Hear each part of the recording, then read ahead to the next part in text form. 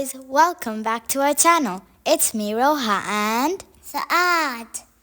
So basically, we are Indians residing in Qatar, and I'm going to show you how to apply for a UK tourist visa from Qatar. The process is almost the same if you're applying from any other country.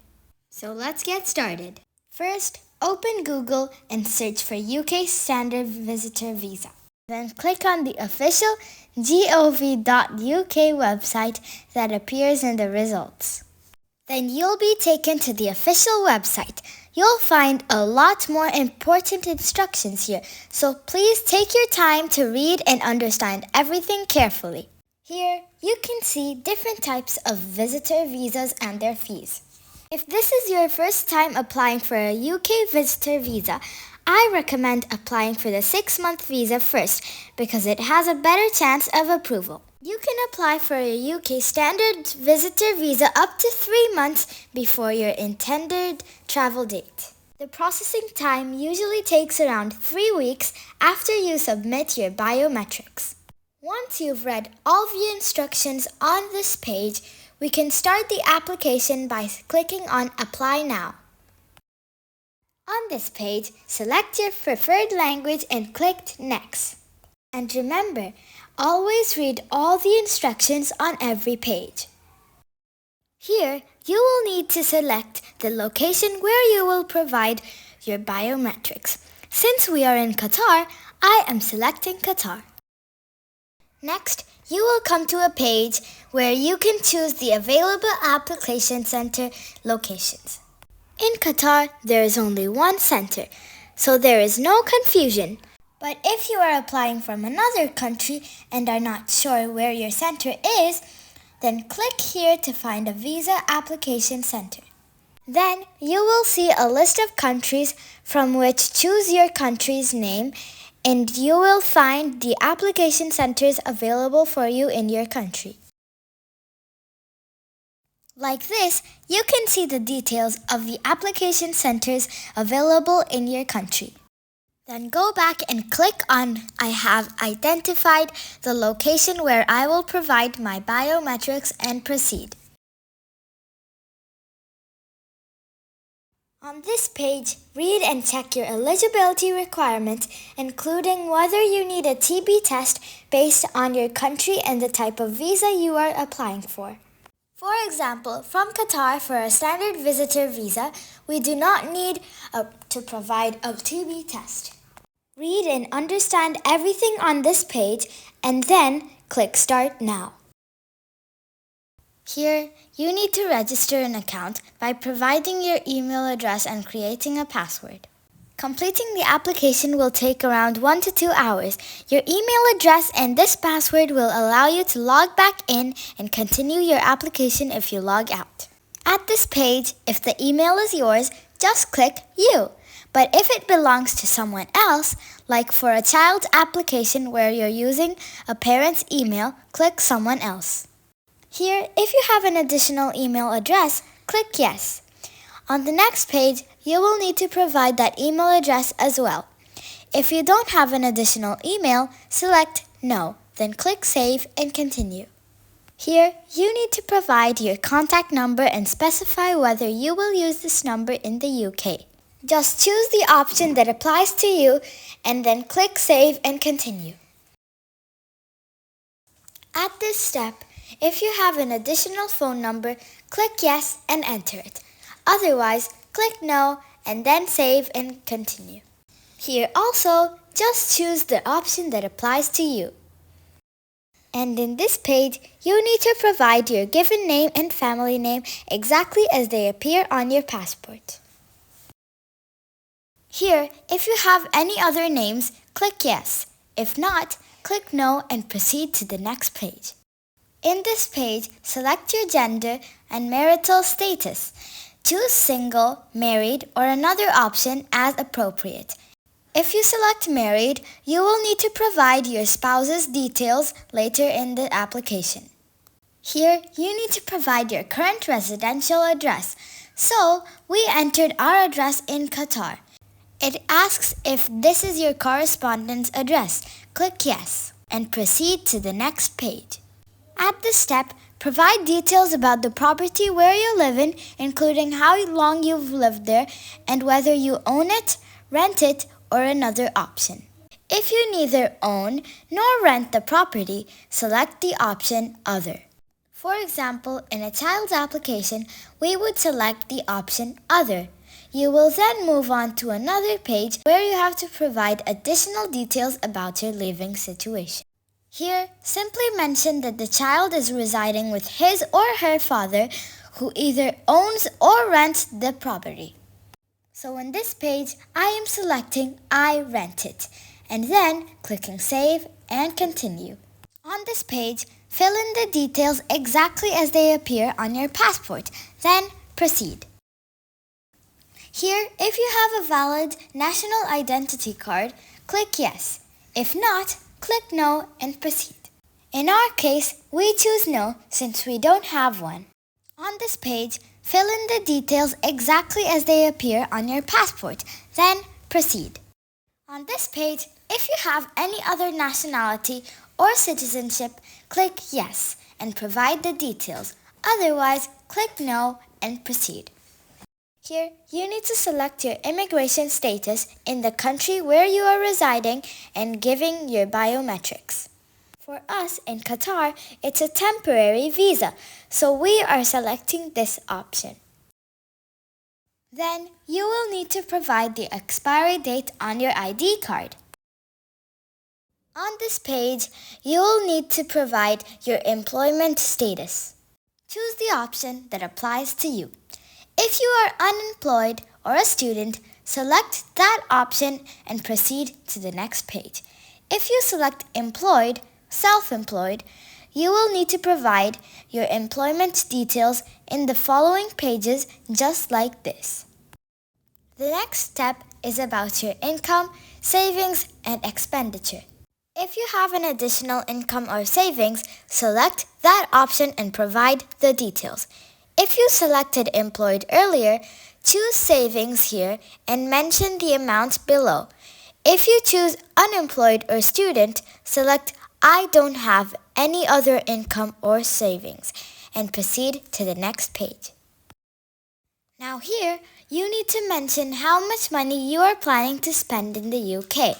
Those who are covering for all expenses should provide the total amount for the trip. For example, for a family of 4, the main applicant's cost should include the total expenditure for all 4 family members. This is just an approximate amount, but you should not enter a small figure. The amount should be reasonable and reflect your length of stay and the number of companions or dependents accompanying you. For example, in our case, we are a family of 4, 2 adults and 2 children, and we planned a 2-week trip. This is a copy of my father's application form, and he is the main applicant who is covering all our travel expenses. So we mentioned 12,000 GBP in his application and 2,000 GBP in my form, my brother's form, and my mother's form. Similarly, if you are planning a 10-day trip, you should mention at least 1,000 to 1,500 GBP here. So in general, you should mention the amount based on your length of stay in the UK and the number of people depending on you for expenses. Here, if someone else is paying for your trip, like your father or spouse, then click Yes. And on the next page, you will need to provide the details of the person who is paying for your trip like this. If no one is paying for your expenses and you're paying by yourself, click No and proceed. Here, if anyone else other than the person mentioned on the previous page is paying toward the trip, click Yes and provide their details as well. Otherwise, click No and continue. At this step, you'll enter your travel details. Here, enter your estimated arrival and departure dates according to your itinerary. Don't worry too much about these dates. They're flexible. You can change them after your visa is approved. Just remember, the arrival date you enter here will be the start date of your visa, and the visa will be valid for 6 months from that date. At this step, choose the language you would prefer if the embassy contacts you about your application. Now, you need to select your reason for the visit. Choose the option that matches your purpose of travel. We selected tourism, including visiting family and friends as our reason for the visit. On this page, you need to specify the reason for your visit. We chose tourist. If you select family visit or friends visit, you will also need to provide their details. Next is activities. Here, you need to provide a summary of your itinerary. Customize a realistic itinerary according to your travel preferences, including the places and attractions you wish to visit in the UK. Provide a summary of this itinerary in the space provided. For a better chance of the visa approval, avoid copying and pasting itineraries from the internet. If you selected married in your marital status earlier, you will need to provide your partner's details exactly as per their passport here. For the question, do they currently live with you? Select yes or no according to your situation. If they are traveling with you to the UK, click yes. Then you will need to provide their passport number. If not, click no and proceed. Here, if anyone is financially dependent on you, whether they are traveling with you or not, click yes. You will then need to provide their details one by one like this.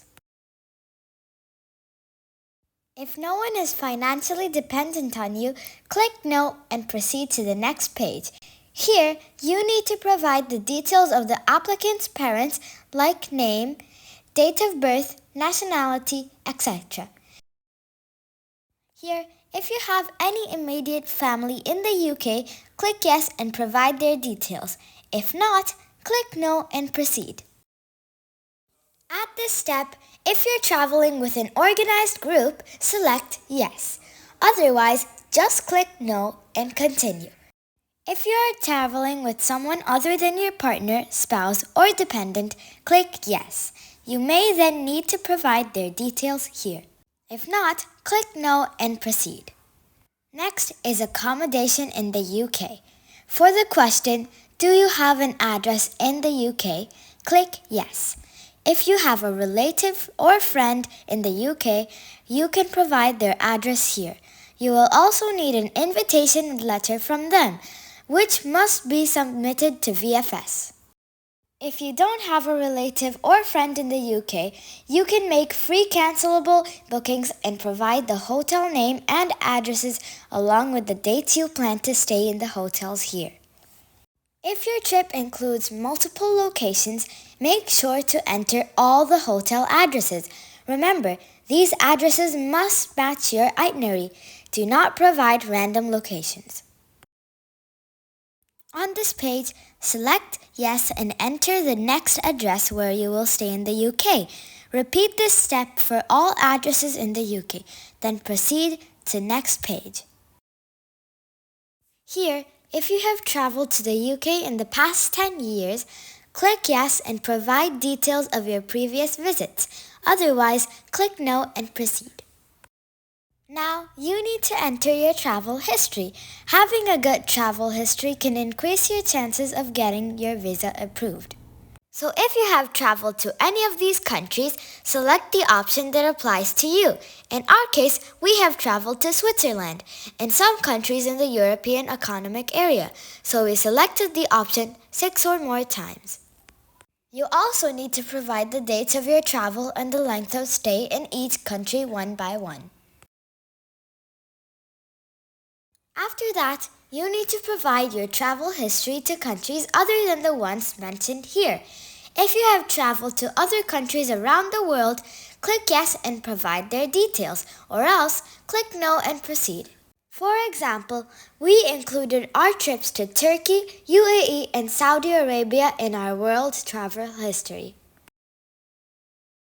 From this page, read carefully and pick the options that are correct for you.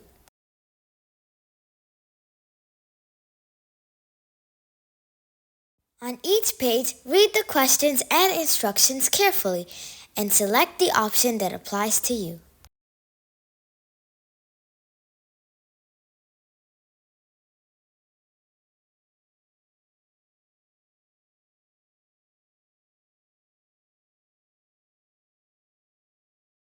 Here, you can write in short about why, when, and with whom you are visiting the UK. If you have travel history, mention the countries you have visited. You can also include a humble appeal requesting the authorities to consider your visa application. On this page, you can check your answers, and if you need to make any changes, you can do that here. Make sure to either print a copy of this page or send it to your email for your records. On this page, you can see the mandatory and supporting documents you need to submit for VFS. The more supporting documents you provide to show your strong ties to your home country or your current country of residence, the higher your chances of getting your visa approved. These are the mandatory and supporting documents we submitted to VFS. After submitting your application, you can provide your documents to VFS in two ways. Either by uploading copies yourself through the official VFS website or by bringing the documents with you to your appointment. At the appointment, VFS will scan your documents for a fee. Now by clicking Save and Continue, you'll be directed to the declaration page. On this page, read everything carefully, then click on I confirm and Save and Continue. After that, you'll be directed to the payment page. These are copies of our applications. You can see from them what information we were required to provide. The standard 6-month UK tourist visa fee is about $175 per applicant. The visa fee is same for both adults and children, and each person needs a separate application too. After making the payment, your application will be submitted. You'll receive a notification through email confirming the submission, and you'll be directed to a page where you can book your appointment at VFS. Book an appointment to provide your biometrics. The estimated visa processing time is about 3 weeks from the date you give your biometrics. So that's everything about applying for a UK visa. If you have any questions regarding the visa application, please leave your questions in the comment box. Thanks so much for watching. Stay tuned for more travel videos and see you next time. Bye!